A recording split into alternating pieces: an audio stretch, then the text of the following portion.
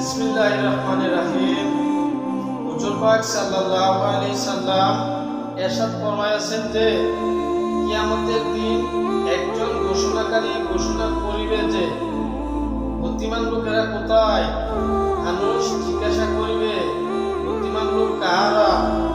উত্তরে বলা হইবে যাহারা দাঁড়াইয়া বসিয়া স্বয়ং অবস্থায় অর্থাৎ সর্বস্থলে আল্লাহর জিকির করিত আর আসমান জমিনের সৃষ্টির রহস্যের মধ্যে চিন্তা ফিকির করিত আর বলিত, হায় আল্লাহ, আপনি এই সবকিছুকে অনর্থক সৃষ্টি করেন নাই, আমরা আপনার তাসবিহ করি, আপনি আমাদেরকে জাহান্নাম হইতে বাঁচাইয়া দিন। অতঃপর এই সমস্ত লোকের জন্যই একটি জান্ডা তৈয়ার করা হইবে এবং তাহারা সেই জান্ডার পিছনেই চলিবে। তারপর আল্লাহ তাআলা বলিবেন, যাও তোমরা চিরকালের জন্য জান্নাতে